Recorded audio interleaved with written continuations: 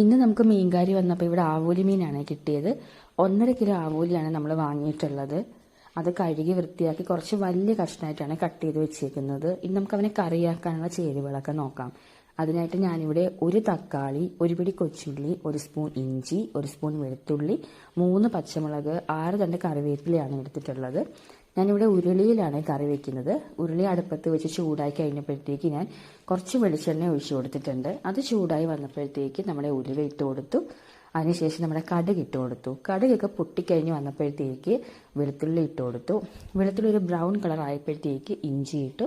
അതിനുശേഷം നമ്മുടെ പച്ചമുളക് ഇട്ടു. അതിനുശേഷം നമ്മുടെ കൊച്ചുള്ളി ഇട്ടു, തക്കാളി ഇട്ട് കൊടുത്തു, പിന്നെ നമ്മുടെ കറിവേപ്പില ഇട്ട് കൊടുത്തു.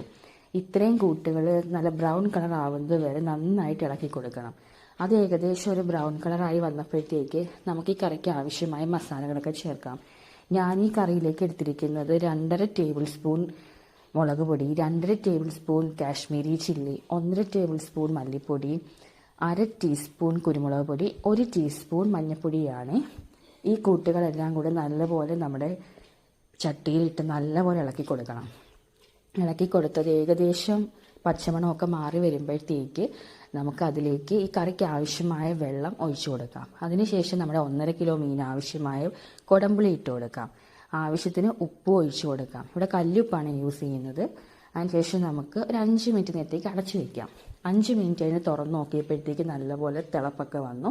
ഇനി നമുക്ക് നമ്മുടെ മീൻ കഷ്ണങ്ങൾ ഓരോന്നായിട്ട് ഇതിലേക്ക് ഇട്ട് കൊടുക്കാം. മീൻ കഷ്ണങ്ങളൊക്കെ ഇട്ട് കഴിഞ്ഞ ശേഷം നല്ലപോലെ ഇളക്കി കൊടുത്തിട്ട്, മീനൊന്നും പൊടിയാതെ വേണം ഇളക്കി കൊടുക്കാൻ. മീനൊന്നും പൊടിയാതെ ഇളക്കി കൊടുത്ത ശേഷം നമുക്ക് കുറച്ചുകൂടി അടച്ചു വയ്ക്കാം. അതിനുശേഷം ഇടയ്ക്ക് ഞാൻ തുറന്ന് നോക്കുന്നുണ്ട്. അതിനുശേഷം ഒരു 10 മിനിറ്റ് കഴിഞ്ഞ് തുറന്ന് നോക്കിയപ്പോഴത്തേക്ക് നമ്മുടെ മീനൊക്കെ ഏകദേശം സെറ്റായിട്ടുണ്ട്.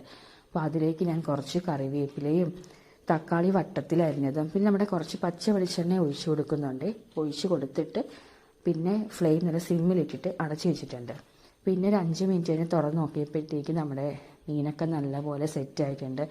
മസാലയൊക്കെ മീനിൽ പിടിച്ച് നല്ല ചാറൊക്കെ നല്ല കുറുകി കിട്ടിയിട്ടുണ്ട്. പ്ലേറ്റിലേക്ക് കപ്പയെടുത്ത് നമ്മുടെ ആവോലി മീൻ 2 കഷ്ണം എടുത്ത് നമ്മുടെ കപ്പയിലേക്ക് വെച്ചിട്ടുണ്ട്. ഇത് നമുക്ക് അതൊന്ന് കഴിച്ചാലോ.